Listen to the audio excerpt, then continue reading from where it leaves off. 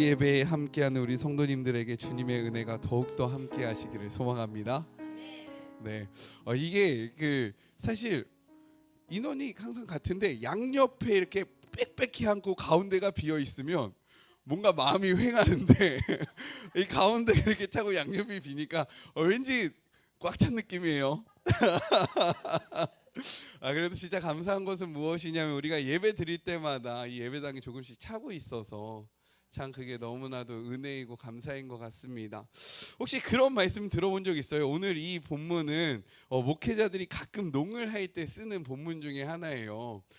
베드로가 이야기하지 않습니까? 내가 초막을 3개 짓겠다. 하나는 주를 위하여, 하나는 모세를 위하여, 하나는 엘리야를 위하여 짓겠다라고 했을 때 왜 하나님이 이것을 허락하지 않으셨냐면 베드로는 어부라서, 그리고 예수님은 목수잖아요. 그러니까 예수님이 집을 더 잘 지어서라고 이야기한, 별로 안 웃기죠? 그래서 제가 안 하는 거예요.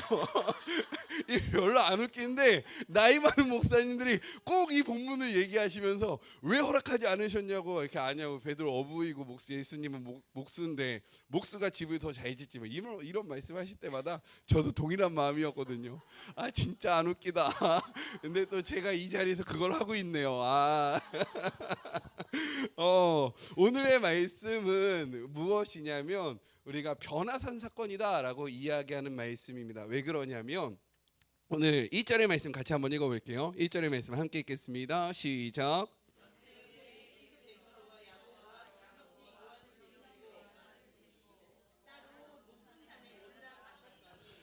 예수님께서요 3명의 제자만 택해서 산에 올라가셨을 때 예수님의 모습이 변화하셨기 때문에 우리가 이 말씀을 변화산의 사건이다라고 신학적으로 이야기하는 겁니다. 그런데 저는 이 말씀 가운데 좀 우리 성도님들에게 드리고 싶은 축복이 있다라는 거예요. 그것이 무엇이냐면 지금 이 변화산의 사건을 경험했던 제자가 모든 제자가 아니었다라는 겁니다. 12명의 제자가 있었지만 그 중에서 3명만이 이 영광스러운 자리에 함께했고, 월요일 말씀에 보면 나머지 9명은 밑에서 진짜 기가 막힌 일이 벌어집니다. 월요일 말이면 꼭 보셔야 돼요. 그거에 대해서 이야기를 하거든요. 그러니까 그 월요일 말이목을 보시면 그 나머지 9명이 겪었던 일과 지금 이 3명이 겪은 일이 너무나도 다르다라는 거예요. 그렇다면 이 3명은 왜 이렇게 다른 일을 경험했을까? 저는요 예수님이 이들이 더 헌신했기 때문에, 예수님이 더 따랐기 때문에, 예수님 앞에 전적으로 삶을 드렸기 때문에 제자들이 있었지만 그 중에서도 갈라진다라는 겁니다. 저는 우리 사랑하는 성도님들이요 예수님과 함께 할 수 있는 이 3명의 제자가 되기를 주님의 이름으로 축복합니다. 아멘이시죠? 이 3명의 제자가 어떤 사람이에요? 일 많이 하는 사람들, 더 많이 헌신한 사람들, 더 많이 봤잖아요. 이 높은 산이라고 이야기하는데 굉장히 높은 곳에 올라간 거예요. 그러니까 그런 거죠. 제가 갈 때마다 권사님 어디 저랑 함께 가시죠 라고 할 때에 목사님 나만 부려먹어 막 약간 이런 생각을 하는 게 아니라 내가 하나님 나라를 위해서 이렇게 귀하게 헌신하고 있구나 라고 아멘. 이러한 마음밭을 소유하시기 주님의 이름으로 축복합니다. 우리가 이 성경의 이야기를 보면 사실 남의 이야기니까 너무 좋아 보이는 거예요. 내가 이렇게 하고 싶고 내가 이렇게 되고 싶고 라고 생각하는데 실제로 이건 뭐냐면 제가 체크하라고 말씀드렸잖아요. 월화수목금 다 나오시는 거예요. 그런 분이 이 요한과 베드로와 야고보 같은 분입니다. 이봐. 또 이 문제가 내 문제로 되니까 아멘이 없어져. 이게 이렇게 되라고 할 때는 뭔가 축복받을 것 같으니까 아멘 했다가 실제적으로 구체적으로 설명하면 너무 정직해요. 우리 모두 다 예수님의 베드로와 야고보와 요한과 같은 자가 되기를 주님의 이름으로 축복합니다. 마스크에 가려져서 안 보인다라고 생각하지 마세요. 제가 이제 여러분과 함께 한 지 6개월이 지났습니다. 음성만 들어도 누가 대답하시는지 알아요. 이렇게 예수님께서 제자들, 이 3명의 제자들을 데리고 가셨을 때가 언제냐면 우리가 아까 전에 오전 예배 드렸던 그 사건이 있은 후 6째 되는 날이었다라고 이야기를 하고 있는 겁니다. 즉 시간이 그렇게 길지 않았던 거예요. 예수님이 참된 제자가 누구인지를 설명하신 후 6일 후에 이러한 일이 일어났던 겁니다. 우리 2절의 말씀을 같이 한번 읽어보죠. 2절입니다. 시작.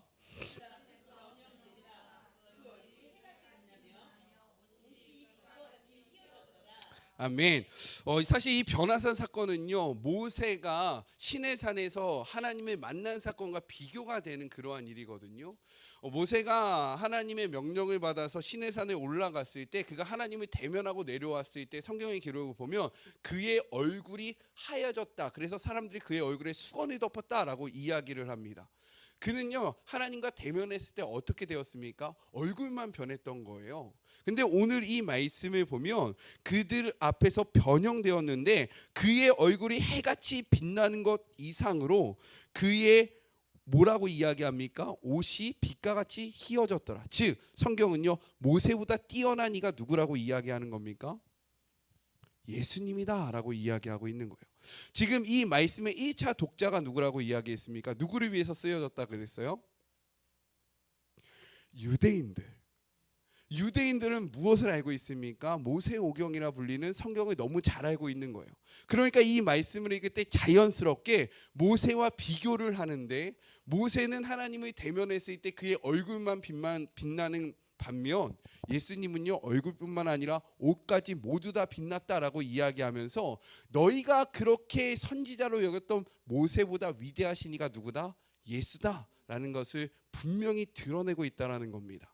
그리고 이 변형되다라는 것을 원어적으로 보면요, 외형적인 모습만 바뀌었다라고 이야기하는 것이 아니라 그의 내면도 변화되었다라는 그러한 의미가 포함되어 있거든요. 그러니까 이 변화된 모습은 어떠한 모습이냐면 예수님이 인간의 몸으로 오시기 전 그 영광스러운 모습이었을 것이다 라고 생각해 볼 수 있고요. 또한 십자가에 달려 부활하신 후 하늘로 올라가실 때의 그 영광스러운 모습이다 라고 생각해 볼 수 있는 거예요. 그 영광스러운 자리에 함께 하고 있는 겁니다. 그때 누가 나옵니까? 3절입니다. 같이 한번 읽어보죠. 3절 시작.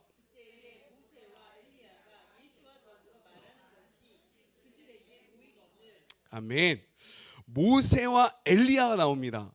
여기에서 제가 퀴즈를 한번 낼게요. 두려워하지 마시기 바랍니다. 왜 모세와 엘리야일까요? 성경에 성경 속에 수많은 인물들이 있잖아요. 근데 왜 굳이 모세와 엘리야가 이 자리에 나타났을까? 이거 맞히시는 분에게는 제가 사비로 커피 쿠폰을 보내드리겠습니다. 못 맞히시면 우리 성도님들이 저한테 다 보내주셔야 되는 거예요. 이거 남는 장사 아닙니까? 장사는 항상 남게 해야 되는데, 자, 왜일까요? 우리가 생각을 해봐야 되는 거야. 그냥 성경에 그냥 모세, 엘리야 있었구나 이게 아니라 우리는 말씀을 때 왜 모세일까? 왜 엘리야일까? 왜 그가 예수님의 변형된 모습 앞에 나왔을까라는 것을 고민해봐야 된다라는 거죠. 모세와 엘리야를 좋아해서 마치 제가 다윗과 베드로를 좋아한 것처럼 그럴 수 있죠. 예, 그럴 수 있습니다. 또 혹시 기도 많이 하는 사람, 기도의 사람들이어서 그 장로님, 모세는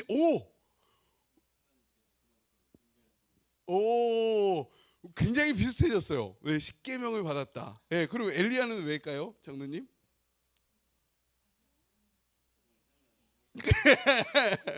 제가 이렇게 질문하는 이유는 뭐냐면 지금 이 시간이 가장 졸려올 시간이에요. 그래서 저만 이야기하면 다 어떻게 합니까? 우리가 영으로 하나님을 만나요. 그래서 우리의 정신이 깨어지자라는 의미로 질문을 하는 겁니다. 이유는 무엇이냐? 모세. 맞아요. 모세는 십계명을 하나님께 받은 자였습니다. 그래서 모세는 무엇을 의미하냐? 구약의 율법을 대표하는 거예요. 구약의 율법을 우리 장로님께 박수 한번. 그러면 엘리야는 무엇을 나타내냐? 엘리야는요, 모든 선지자를 대표하는 겁니다. 그래서 율법과 선지자를 대표하는 모세와 누가 나온 거예요? 엘리야가 나오는 거예요. 자, 그런데 성경에 보면 이것이 율법과 선지자의 강령이라고 이야기하잖아요. 그렇죠? 우리 지금 들어오는 순욱이에게 박수를. 자, 자, 우리 생일 축하 한번 할까요? 시작. 생일 축하합니다. 생일 축하합니다. 사랑하는 순욱이 생일 축하합니다. 우! 네, 이러면 다음 주는 안 늦겠죠. 이렇게까지 했는데 다음 주에 늦어봐. 아주 그냥 내가 그땐 좋게 안 나갈 거야 내가. 네. 너 때 어디까지 했는지 까먹었어. 그 성경에 보면 예수님께서 성경을 이야기할 때 무엇이라고 이야기하냐면 첫째는 하나님을 사랑하는 것이고 둘째는 이웃을 사랑하는 것이 이것이 온 율법과 선지자의 강령이라라고 말씀하시잖아요. 그렇기 때문에 율법과 선지자는 무엇을 나타냅니까? 성경을 대표한다라는 거예요. 그렇기 때문에 이 말씀은 무엇을 드러내느냐? 모세와 엘리야, 즉 구약이 이야기하고 있는 메시아가 예수다라는 것을 증명하는 모습이 바로 엘리야와 모세가 예수님과 만나는 그 장면을 통해서 우리에게 이야기를 하고 계신다는 겁니다. 이해가 되십니까? 이해되세요? 네, 이렇게 이야기하는 거예요. 이런 영광스러운 자리에 지금 누가 있어요? 베드로가 있는 거예요. 요즘에 베드로가 말을 많이 하지만 사실 이 베드로는 누구를 대표한다? 제자들을 대표한다. 네, 제자들을 대표하는 거예요. 이 베드로가 이렇게 이야기합니다. 4절의 말씀입니다. 4절 함께 읽겠습니다. 시작.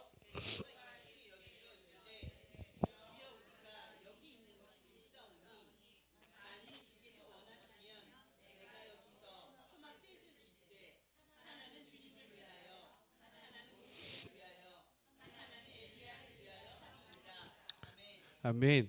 제가 되게 좋아하는 찬양이 있는데요. 그 찬양의 가사가 무엇이라고 적혀 있냐면 먼 훗날 내가 주 앞에 서는 날 나는 주께 말하리 주를 사랑했노라 라는 그러한 찬양이 있습니다. 저는 가끔 그런 상상을 해봐요. 제가 이제 하나님 앞에 딱 섰을 때 하나님이 두 팔을 벌려 계시고 제가 그 품에 막 달려가서 안기면서 얘기하는 거죠. 나 너무 여기 오고 싶었다. 이 땅에 서 삶 너무 힘들었지만 내가 주님을 바라보면서 너무 참았다라는 그러한 고백을 하고 싶은 겁니다. 근데 베드로가 지금 그 광경을 본 거예요.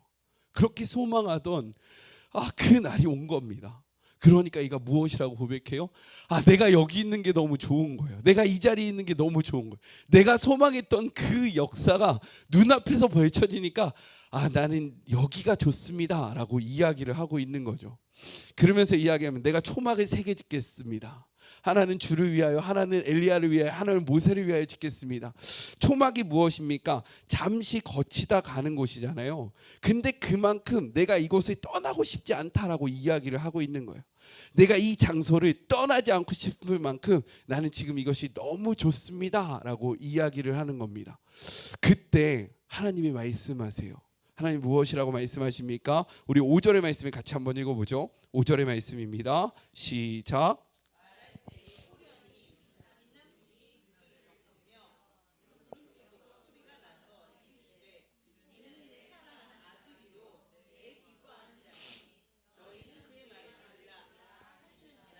아멘. 혹시 이 말씀을 들을 때 좀 생각나는 말씀 없으십니까? 오, 역시 제가 웬만하면 알 것 같아서 이번에는 상품을 안 드린 거예요. 못 맞힐 것 같은 거에는 이제 상품을 열고 맞힐만한 건 상품을 안 드린 겁니다. 죄송해요. 네, 마태복음 3장 17절 같이 한번 찾아보죠. 마태복음 3장 17절의 말씀입니다.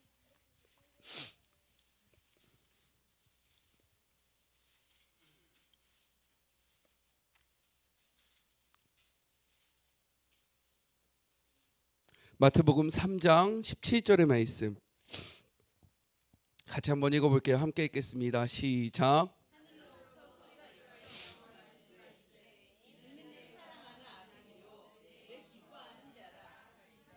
아멘. 비슷하죠? 근데 다른 말씀이 있다라는 거예요. 뭐가 다를까요? 제가 이것도 그래서 아무 얘기를 안 한 겁니다. 너무 쉽잖아요, 그렇죠?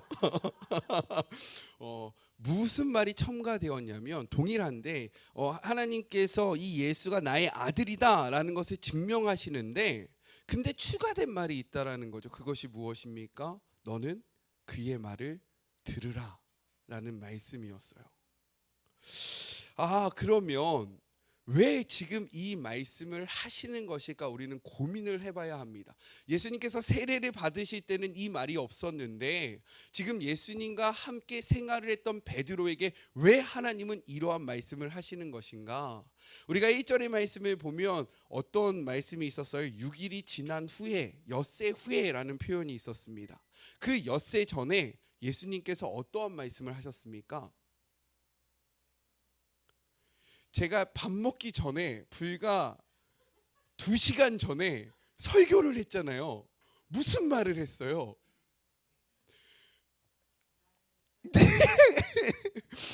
네, 참된 제자도에 대해서 이야기를 했잖아요. 너희가 나를 따르려면 자기를 부인하고 자기 십자가를 지고 나를 따라야 한다. 그리고 그 전에는 무슨 말씀을 하셨습니까? 나는 고난을 받을 것이다. 나는 십자가에 달릴 것이다. 그러나 나는 부활할 것이다. 그렇다면 예수님은 계속 이곳에 머물러 있어야 합니까? 아니면 내려가셔야 합니까? 내려가셔야 한다는 거예요. 자신의 비전이 있기 때문에 이 비전을 이루셔야 하기 때문에 가야 하는 거죠. 근데 베드로는 지금 무엇이라고 이야기합니까? 나는 여기 있고 싶다라는 거예요. 하나님의 뜻은 지금 저 밑에 있는데 저 밑에 가서 하나님이 하셔야 하는 그 일들을 예수님을 통해서 이루셔야 되는데 베드로는 이야기하고 있는 거예요. 난 여기가 좋아요. 난 여기 있고 싶어요. 여기서 지내고 싶습니다. 그러니까 하나님이 말씀하시는 거예요. 너의 이야기를 하지 말고 그의 말을 들어라. 아멘이십니까? 우리가 신앙생활을 하다 보면요, 그럴 때가 있다라는 거예요. 우리가 원하는 바가 있고요, 주님이 가라는 바가 있습니다. 그때 우리는 무엇을 해야 합니까? 진짜요? 가야 된다라는 거예요. 가서 그 일을 행하라고 이야기하는 겁니다. 그래서 너의 말을 하라라고 이야기한 것이 아니라 그의 말을 들으라라고 이야기를 하고 있는 거예요. 그가 무엇이라고 말했는지, 그가 어떻게 해야 한다고 이야기했는지 너는 그것을 들으면서 나아가야 하는 것이 바로 제자의 삶이다라고 말씀하고 계시는 거예요. 그런데 우리는 베드로처럼 이야기할 때가 너무나도 많다는 거죠. 여기가 좋사오니 내가 이것을 원하오니 주께서 여기로 임하소서, 여기에 좌정하소서.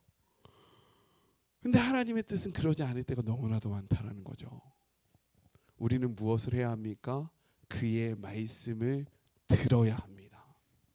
여기서 그는요, 김기웅 목사가 아니에요. 여기에서 그는요, 말씀이 육신이 되어 우리 가운데 오신 하나님의 말씀이라는 겁니다. 그래서 우리 성도님들은 뭐 하셔야 돼요? 성경을 보셔야 되는 거예요. 이것을 안 보면 우리는 그의 뜻이 어디 있는지 알 수 있습니까? 모릅니까? 몰라요. 그러면 우리는 어디로 나갈까요? 주의 뜻을 모르니까. 그것보다는 아마 자기의 뜻대로 나아가는 게 먼저이지 않을까요? 우리가 주의 뜻을 모르면 뭐부터 하냐면 내 맘대로 살아요. 내 뜻대로예요. 여기가 좋사오니 여기에 임하소서. 이것이 하나님의 나라고 이것이 하나님의 뜻입니다. 근데 성경을 한번 펴보세요. 진짜 그게 하나님의 나라일까? 그게 진짜 하나님의 뜻일까? 그렇지 않다라는 거죠. 사순절이 되었고 우리가 계속, 사실 이번에는 제가 너무 우리 성도님들을 몰아붙이는 것 같아가지고 진짜 제가 온 지 한 6개월밖에 안 됐는지 얼마나 몰아붙였습니까? 이거 해라 저거 해라 이거 해라 저거 해라. 근데 사순절도 사실은 제가 제일 중요하게 생각하는 절기가 2가지입니다. 뭐냐면 부활절하고 그리고 성탄절이에요. 이것은 기독교의 핵심이기 때문에 가장 중요합니다. 그래서 이때는 저는 진짜 항상 엄청난 사역들을 했거든요. 근데 제가 기도를 하는데 그러다가 우리 성도님들이 진짜 죽을 수도 있겠다라는 생각이 드는 거예요. 내가 여기서 한 발짝 더 나가면 너무 지칠 수도 있겠다. 그래서 한번 이렇게 알아서 한번 해보세요라고 하고 있는데 잘하고 계십니까? 그래서 때로는 자유가 좋은 것 같지는 않아요. 억지로 하라고 하면 그래도 코가 계속 오거든요. 그래서 지금 고민 중이에요. 그래서 다시 꿰까? 다시 끌까라는 고민이 제 안에 계속 있는데 네, 우리 사랑하는 성도님들, 사순절에 우리가 해야 할 것은 그의 말씀을 듣는 것입니다. 그를 가까이 하는 거예요. 시간이 있어서 하는 것이 아니라 시간을 내서 해야 하는 겁니다. 내가 여유가 있기 때문에 하는 것이 아니라 여유가 없으면 여유를 만들어서 해야 하는 게 우리가 하나님의 말씀을 붙잡는 일이라는 거예요. 바빠서 기도하셔야 됩니다. 바쁘실 때에 하나님의 말씀을 잡으셔야 돼요. 그때 놓치면 어떻게 되는지 아세요? 하나님과 너무 상관없는 자리에 가 있어요. 내 삶이 바쁘니까. 난 바쁘게 움직이는데 목표가 없고 목적이 없으니까 내 뜻대로 막 나가는 겁니다. 그때는 너무 늦을 수도 있어요. 그러니까 우리 사랑하는 성도님들, 이 사순절의 시간을 통해서 주님과 더욱더 가까워지시길 주님의 이름으로 축복합니다. 다른 거 너무 힘드시면 마린목이라도 꼭 하세요. 그리고 저녁에 저녁 기도회도 하시고. 아셨죠? 또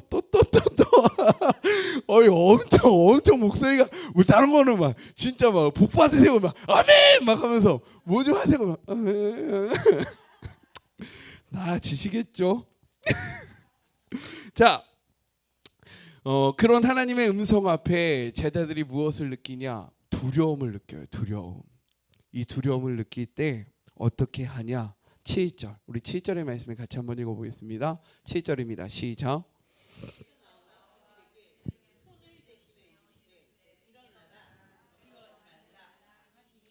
아멘. 우리가 주님의 뜻으로 나아가려고 할 때 드는 감정은 무엇이냐면 두려움이라는 거예요. 두려움. 어떻게 하지? 어떻게 할까? 할 수 있을까? 근데 그때 성경은 항상 그때마다 무엇을 약속하냐면 하나님의 그 터치, 예수님의 그 터치를 약속하고 계시는 거예요. 이 터치가 무엇입니까? 위로라는 거죠. 격려라는 거죠. 힘을 주시는 거죠. 우리가 그 뜻을 나아가려고 할 때 사실 이것이 만만치 않습니다. 그래서 두려움이 올 수 있어요. 근데 그러할 때 예수님이 제자들에게 손을 대셨대요. 그러면서 말씀하시는 겁니다. 두려워하지 말라. 우리 사랑하는 성도님들, 두려움을 느끼실 수 있어요. 저도 두려움이 있습니다. 우리 교회를 어떻게 해야 할까라고 할 때 정말 고민을 많이 해요. 왜 목사님이 가만히 계시지라는 생각을 하실 수도 있지만 제가 움직이지 않는 이유는 제가 한번 먼저 움직이면 우리 성도님들이 다 같이 움직여야 하기 때문에 조금 천천히 가려고 노력하는 겁니다. 원래 저는 진짜 빠른 사람이거든요.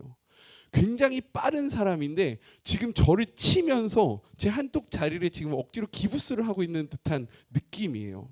근데 그렇게 하는 이유는 무엇이냐? 제가 무엇인가를 딱 이제 결정을 하면 우리 성도님들이 움직여야 되고 우리 성도님들의 재정이 들어가는 거예요. 우리 성도님들의 그러한 헌신이 들어가야 되는 거예요. 그러니까 확실하게 하고 나가고 싶어서 자꾸 멈추고 있는 겁니다. 어린 아이 그 밑에 꾸미는 것도 마찬가지입니다. 그냥 꾸며놓으면 돼요. 돈으로 이렇게 다다다 하면 됩니다. 근데 꾸며놨는데 안 오면 어떡해요? 그 장소가 비어 있으면 어떡합니까? 제대로 준비가 되지 않아서 아이들이 왔다가 실망하고 안 오면 어떡해요? 그러니까 그러지 않기 위해서 계속 고민하면서 어떻게 할까 기도 중에 있는 거예요. 생각을 하지 않고 있는 것이 아니라 멈춰 있는 것이 아니라 진짜 엄청 고민하고 있습니다. 아닌 것 같이 보이실 수도 있어요. 근데 그래요. 그렇다고요. 근데 이렇게 고민이 될 때 할 수 있을까라는 생각이 될 때 하나님 앞에 나와서 기도하잖아요. 그러면 하나님이 만져주세요. 하나님이 힘 주세요. 하나님이 용기 주시고요. 길을 보여주세요. 하나님의 만져주심이 반드시 있다라는 거예요. 우리 성도님들 그러니까 두려워하지 않기를 주님의 이름으로 축복합니다. 근데 한 번 만지셨다고 우리 두려움이 완전히 사라질까요? 네. 내일 되면 또 두려워요. 그러면 또 뭐 하면 돼요? 또 기도하면 돼요. 그러면 또 힘이 생겨요. 근데 기도를 안 하면 두려움만 커지는 겁니다. 그러니까 우리 사랑하는 성도님들 두려워하지 않고 계속 기도하시길. 그래서 주님의 위로를 매일매일 누리시기를 주님의 이름으로 축복합니다. 우리 8절의 말씀 같이 한번 읽어볼게요. 8절입니다. 시작.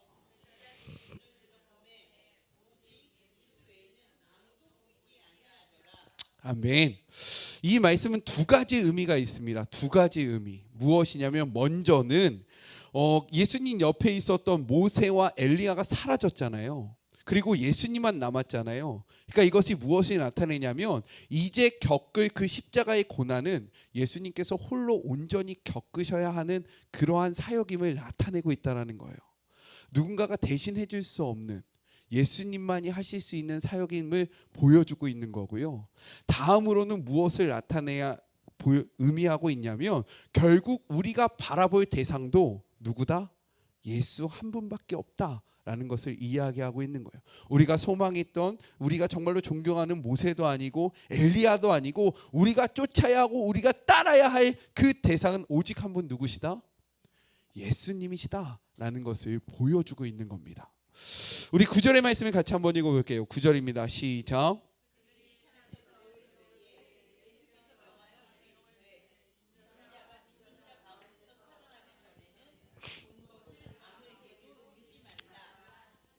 아멘. 왜 그랬을까? 왜 예수님은 이것을 비밀에 붙이셨을까? 그 이유는 무엇이냐면 지금 예수님이 모세와 엘리야와 함께 모습이 변화되었다 막 이렇게 얘기하면 유대인들은요 예수님을 억지로 붙잡아서 무엇을 삼으려고 할까요? 왕으로 삼으려고 하는 거예요.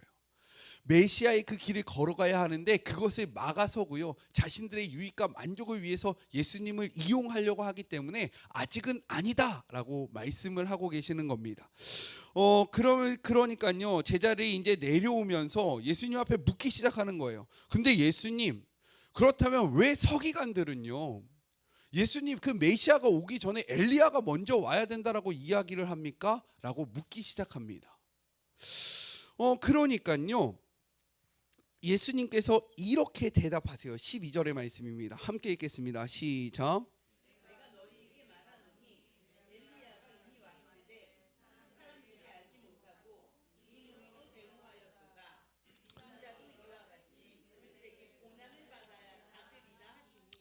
아멘. 제자들이 물었던 이유는 무엇이냐면 이런 겁니다. 엘리야가 와서 주님의 길을 평탄하게 하면요. 그 메시아의 길 속에서 고난이 없어야 하는 거 아닙니까? 엘리야가 와서 그의 길을 넓혀놨으면요 그냥 뚜벅뚜벅 천천히 걸어가면 되잖아요. 근데 왜 예수님께는 고난이 있습니까? 근데 왜 예수님은 어려워요? 라고 물어보는 거예요. 그러니까요 예수님이 대답하는 겁니다. 그것은 엘리야가 그의 길을 완전히 넓혀놓지 않아서 그런 것이 아니라 사람들이 임의대로 그를 대했기 때문이다. 즉 그 엘리야가 엘리야인지 알지 못하고 그의 길을 넓히는 것을 알지 못하고 메시아가 누구인지 알지 못하고 자기들 마음대로 성경을 해석하고 자기들 마음대로 살아가기 때문에 이러한 고난이 있는 것이다 라고 설명을 하고 계신다라는 거예요. 우리 사랑하는 성도님들에게 간절히 소망하는 것은 무엇이냐면 이 서기관들은 누굽니까? 성경을 가장 잘 아는 자들이었다라는 거예요.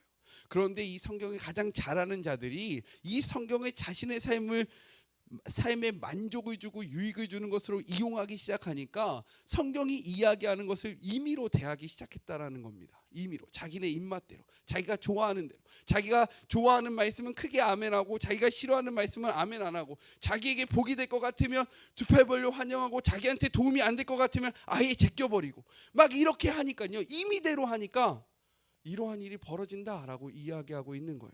저는 우리 사랑하는 성도님들이요 말씀을 임의대로 대하지 않기를 주님의 이름으로 축복합니다.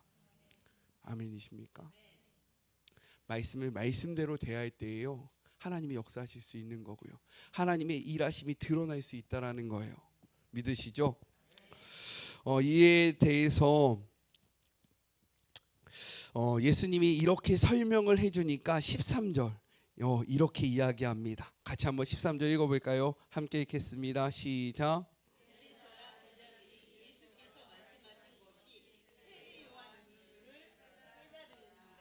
아멘. 무엇이라고 이야기합니까? 이렇게 제자들이 예수님께 다시 물어보고 예수님이 제자들에게 다시 설명을 해줬을 때에 비로소 그때야 이 엘리야가 세례 요한이라는 것을 알게 되었다라는 거예요. 근데 제가 여러분에게 위로와 그리고 평안을 드릴게요. 무엇이냐면 말씀을 한번 찾아보죠. 11장 13절 14절의 말씀. 굉장히 큰 위로가 되실걸요. 11장 13절과 14절의 말씀.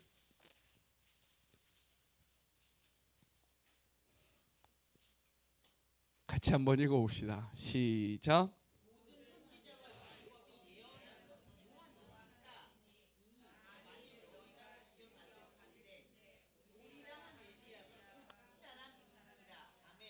아멘. 이 말이 무엇입니까? 예수님께서 먼저 제자들에게 이미 얘기하셨었다라는 거예요. 이 엘리야가 요한이다. 벌써 얘기를 하신 겁니다. 이게 몇 장이에요? 11장에서 이루어진 거잖아요. 근데 우리가 지금 몇 장을 보고 있습니까? 17장이 돼서야 17장 13절이 돼서야 무엇이라고 이야기합니까? 다시 한번 17장 13절의 말씀을 읽어보죠. 함께 읽겠습니다. 시작.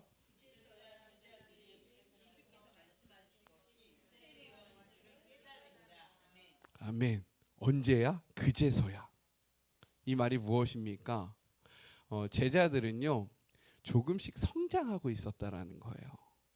예수님께서 말씀하셨을 때 그때 다 이해하고 그때 다 쫓아가고 그때 다 받아들인 것이 아니라 여러 가지 사건과 또 이해가 안 되면 물어보고 다시금 물어보고 물어보면서 하나님의 말씀을 차츰 알아가기 시작했다라는 겁니다. 우리 성도님도요 그러시면 된다라는 거예요. 지금 제가 어떻게 한번 얘기한 거 다 기억하시겠습니까? 그렇잖아요. 어떻게 한번 이야기했다고 그것을 다 그렇게 살아가시겠어요? 그러지 못하셔도 된다? 라는 표현은 좀 그렇지만 그럴 수 있다. 그럴 수 있다. 왜? 예수님께 직접적인 가르침을 받은 제자들도 어땠습니까? 배웠는데도 까먹는 거예요. 배웠는데도 모르는 겁니다. 그런데 제자들은 조금씩 무엇을 했다? 성장을 했다. 그래서 예수님이 떠나신 후에 이 제자들은 어떻게 살아갔습니까? 예수님의 대언자로, 예수님의 제자로, 작은 예수로서의 삶을 힘있게 살아갔다라는 거예요.